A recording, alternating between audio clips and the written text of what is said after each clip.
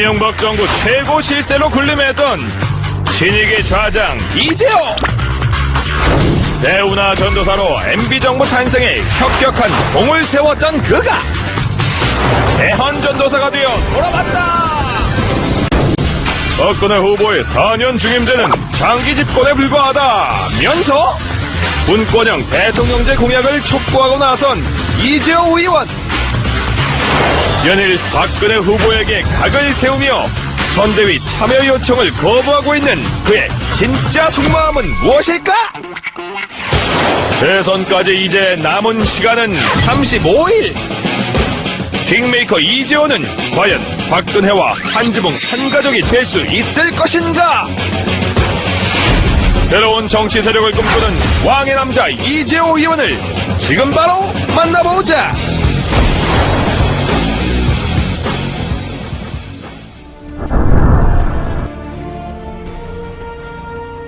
지금 대선 전국의 그 큰 국가적 이슈, 이게 없지 않습니까? 네. 이제 이명박 정부가 끝나면 과거 이제 군사 독재에서 문민정부로 끝나는 한 시기가, 그러니까 김영삼 대통령, 김대중 대통령, 노무현 대통령, 이명박 대통령. 그러면 한 20년이라는 한 이제 시대가 이제 가지 않습니까? 네. 문민화되고 난 다음에 그러면 여기에서부터 새로운 시대를 준비해야 되거든요. 네. 대선 후보들이 중요한 거는 한 시대를 마감하고 다음 시대로 넘어가는 국가적 큰 그림을 어떻게 그릴 것이냐. 네. 그것이 국가와 국민들에게 어떤 영향을 미칠 것이냐. 이 이야기를 해야 되는데 그 이야기에서 제가 몇 년 전부터 다음 시대는 개헌이고 네. 개헌의 방향 분권이다. 지금까지 우리나라가 권력의 문화가 지배해왔잖아요. 네.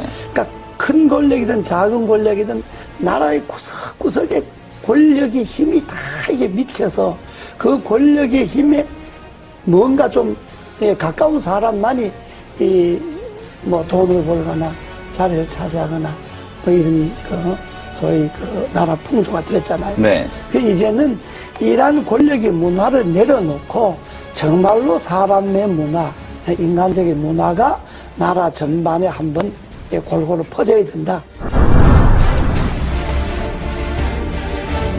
그렇게 하려면 제일 중요한 게 우리나라에서 권력을 제일 많이 갖고 있는 사람이 대통령이잖아요. 네. 그러면 대통령부터 권력을 내려놓는 분권을 하는. 네. 그래서 대통령과 국회가 즉 행정부와 입법부가 분권을 하고 중앙정부가 지방정부가 분권을 하고 또 행정, 입법, 사법 이 3권에 있어서도 다시 한번 시대에 맞게끔 분권을 하는 그런 분권형 개헌이 이 시대의 정치개혁의 핵심이다. 분권을 하다 보면 4년 갖고는 정책이 연관성이 없어질 수 있으니까 한번 중림하는 게 좋다는 거고 분권을 하지 않고 4년 중림하자고 하는 거는 임기 연장에 불과한 거죠. 네. 정권 연장하거나 잘못하면 장기 집권하겠다는 것밖에 안 되니까 네. 그건 지난날에 우리 역사가 말하잖아요. 때문에 그냥 이 권력 이대로 4년 중임제 하자고 하는 거는 매우 위험한 발상이다. 이것이 지금 시대의 분권의 핵심이고 시대 정치개혁의 본질입니다. 여기에 한 정치인의 가치와 철학, 시대에 대한 안목, 미래에 대한 예견 이런 것들이 들어가서 분권형 개헌이 선진국으로 가고 대한민국 위상을 지킬 수 있는 길이다라고 하는 이 안목에서 출발해야지 단순히 권력을 잡기 위해서 이런 말을 하면 표가 좀 더 올 거다 덜 올 거다 이 생각을 해갖고 후보들이 이야기하면 안 되죠. 저는 뭐 개헌에 대한 분권형 개헌에 대해서 제일 좋기는 취임하고 1년 안에 하겠다든지 이런 확실한 공약이 제일 필요하지만은 그러니까 그거는 또 저 생각일 수가 있으니까 또 그렇게 생각하지 않는 사람일 수도 있으니까 일단 분권형 개헌을 비롯해서 취임 1년 안에 나라의 바람직한 방향으로 개헌을 하는데 이 시대의 흐름이 나눔이잖아요. 경제도 민주화하자 그러면서 왜 권력을 민주화 안 합니까? 제 의원들이 분권형 개헌 추진 국회의원 모임을 네. 하나 만들려고 여러 의원, 여야 의원들이 그 만들자고 제안이 많이 들어와서 네. 아마 곧 거기 옮겨질 거예요. 하나의 또 세력 개헌 행보의 종착점은 개헌이고요. 네. 분권형 개헌이 되게 하는 네. 게 종착점이고, 되면 뭐 저는 제가 주장하고 생각했던 것이 되면 그걸로 이제 정치인이 역할을 다 하는 거고, 네. 다만 정치인들에게만 맡겨서는 정치인들이 개인의 이해관계에 따라서 개헌을 생각하니까 국민들이 힘을 모아서 이 시대의 요구인 분권형 개헌을 하도록 하자. 네. 그래서 전국에 이제 한 4,000명 정도 모여서 창립대회를 했죠, 국민연합. 그리고 이제 16개 시도 분권형 그 연합이 21일 날 이제 결성이 다 끝납니다. 지금 한 8개가 결성이 됐는데, 끝나면 각 시도, 시군 분권형 그 개헌 국민연합 대표들이 한 1박 2일 모여서 장시간 네. 토론을 할 겁니다. 대선에 분권형 개헌 문제를 어떻게 할 것이며, 또 대선 후보들 간의 이 주장을 어떻게 관철시킬 것이냐 하는 것들을 아마 그 전국 시도연합, 시군연합 대표들이 모여서 네. 한 1박 2일 정도 세미나를 합니다. 국민연합의 대표들이 따로 있고, 국민연합은 내가 주장하는 가치와 철학을 그게 이 시대 흐름에 맞다라고 생각하는 사람들이 네. 전국에 12만 명이 지난번에 개헌, 분권의 개헌 청원을 했잖아요. 네. 지금 서명 받은 게 한 100만쯤 됩니다. 네, 벌써 그렇게 늘었습니다. 이게 네. 이제 300만 서명을 받으려고 하는데, 이 그 분권형 국민연합 그 각 시군 대표 이 사람들은 그 정치를 안 한 신인들도 많이 있고요. 정치권에 있었던 사람들도 있고. 네. 그러니까 정말로 이 분권이 맞다, 시대 흐름의 분권이 맞다라고 생각하는 일반 국민들이 참여를 해서 그 12만 명 쉽게 네. 발견해 서명해서 우리가 개헌 국회 청원하고 그렇다면, 그 일반적인 그런 제야단체, 뭐 국민, 뭐 연합, 뭐 이런 그 정치단체가 아니고 네. 하나의 가치를 두고 뭉친 그러니까요. 그런 그 시민들, 국민들 그러니까 정파를 모임이기 떠나서 때문에 가치 제안으로 하겠다는 그렇습니다. 거 아닙니까? 모임이기 때문에 그거는 지금 발기인으로 그 개헌 청원한 것만 해도 12만 명이고 지금 거기에 서명한 가두 서명을 한 사람만 해도 100만 명이 100만 명. 넘으니까 아마 그 국민연합의 결정이 뭐 어느 정도 효과가 있을는지는 아직 모르겠습니다만은 그러나 대선 전국에 간과해서는 안 될 거예요. 그 서명한 회원들 100만 명 중에 앞으로 300만 명 서명을 받을 계획인데 다 안 된다 하더라도 그 서명한 사람 중에 3분의 1만 어느 한 곳으로 표가 간다면 대단하죠. 그건. 영향을 미칠 수가 있죠. 네.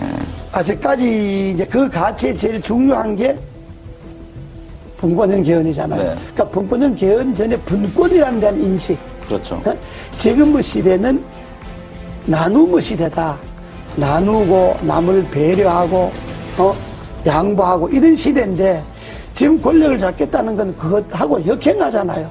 나눈 것도 독점하고 남을 배려하고 존중하는 것도 자기들에게 필요한 것만 배려가 존중이고 쉽게 말하면 당 안에서는 대통합도 안 되고 당 안에서는 민주화도 안 되는데 당 밖에 가서 대통합하고 민주화한다고 하면 그 진정성을 국민들이 어떻게 이해하겠느냐.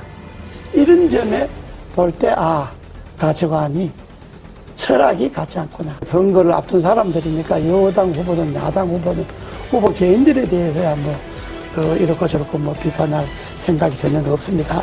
그러나 한 나라의 후보라고 하는 것은 여당 후보든 야당 후보든 지금 정책 발표 하잖아요.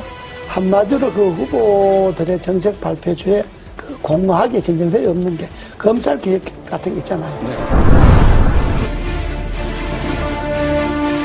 검찰 개혁도 우리 헌법에 보면, 헌법 그 12조인가에 보면요. 영장 청구를 검사만이 하게 되어 있습니다. 그렇죠. 이게 검찰이 기소 독점으로 이어지잖아요. 네. 이게 전 세계 우리나라밖에 없습니다. 그럼 이 헌법 조항을 그대로 두고 어떻게 검찰 개혁이 가능합니까? 영장은 수사를 할 수 있는 기관이 청구하도록 하고 발부는 법원에서 하도록 한다는 이 조항이 개헌되지 않고 그 개헌을 그대로 놔두고 어떻게 검찰 개혁을 할 수가 있겠습니까? 지방 분권이 문제잖아요. 네. 지방 분권도 지금 헌법에는 뭐가 되어 있느냐 그러면 지방자치단체는 선임하게 돼 있어요, 헌법에. 그 선출해서 임명한다는 이야기거든요. 선임하게 돼 있으니까 지방 분권이 안 되는 거예요. 네.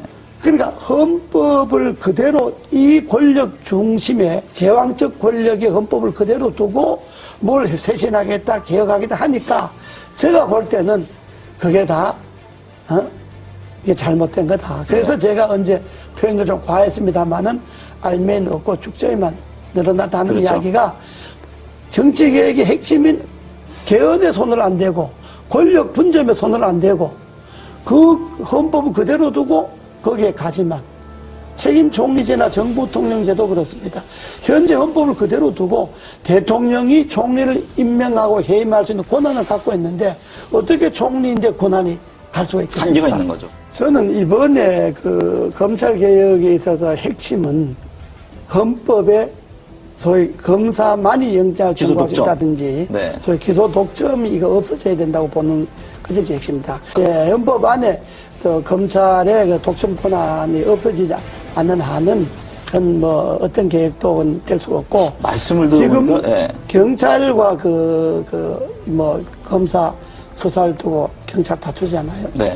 저는 검찰이 자기 식구가 부패와 부정이 있어서 수사를 경찰이 먼저 하겠다 그러면 경찰이 하는 걸 보고 경찰이 수사를 잘 못했다든지 기소를 하려고 경찰에서 넘어온 것을 조사해 보니까 부정한 게 많다든지 이럴 때 검찰이 나서서 조사한다는 옳은데 경찰이 조사한다는 건데 그걸 마치 뺏어가듯이 뺏어가서 검찰이 자기 식구 조사하겠다 그러면 국민들이 그다 자기 지금까지 관행으로 봐서 검찰이 검사 조사한다는 것에 대해서 진정성을 믿겠습니까? 그러니까 그거는 경찰이 조사하는 건 경찰이 조사하도록 놔두고 네. 경찰 조사 결과가 미흡하다. 그러면 검찰이 손을 대야죠.